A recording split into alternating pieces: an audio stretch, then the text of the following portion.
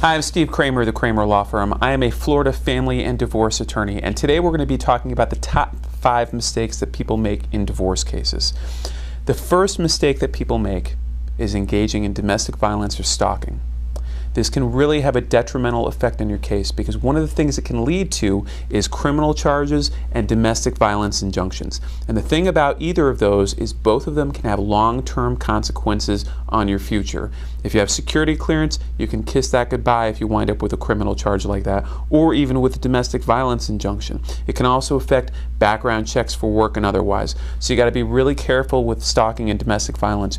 You got to stay clear of the spouse. I know things can get tense and heated, but you've got to watch yourself. Number 2, leaving email and voice messages. You don't want to be leaving hurtful messages. You don't want to be leaving angry messages because they have a tendency to pop back up in cases. The same holds true for Facebook posts or MySpace or whatever. Be careful what you put out there. Put yourself in the position of a judge looking at this email or listening to this voicemail because that may be the very position that you're going to be in later on. The next thing that we want to look out for, and a huge mistake, is what's called parental alienation. And that is where you start talking to the kids and you start telling them how awful your spouse is. Your mom is such a terrible person, your dad is such a terrible person, but I guarantee in most cases it's not quite that nice and the words aren't as diplomatic as the words that I'm using. The thing is, this can have a consequence both on your case, because a lot of times it comes out later, if you ever have a child psychologist in the case, or what's called a guardian ad litem, which is a neutral party there to look at the whole situation and give a recommendation to the court. This kind of alienation can come out and really affect your case. The other thing it does is it puts the children in a really awkward position that can have some real consequences on their future and their psyche. And you really want to look out for that, because what we want to do is have as good a divorce as we can and protect the children. And that's really, really important.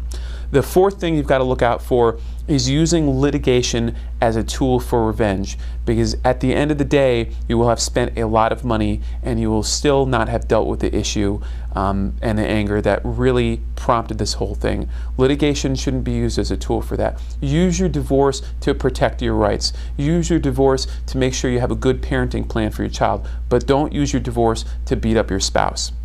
And the fifth and final one is ignoring claims of drug or alcohol use.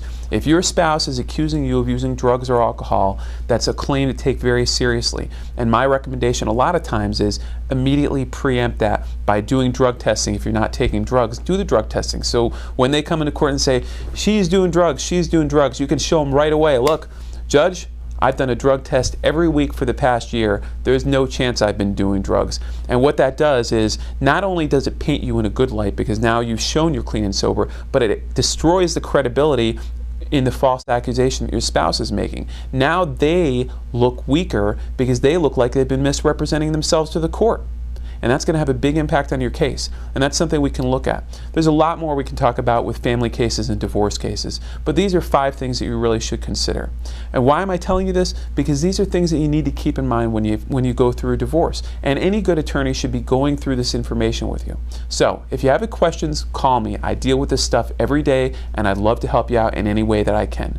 Thank you for watching. Also, if you're watching this on Facebook or YouTube, click the like button below. That way you can share this information with your friends and family. I appreciate you watching our video. I'm Steve Kramer, the Kramer Law Firm. Thanks.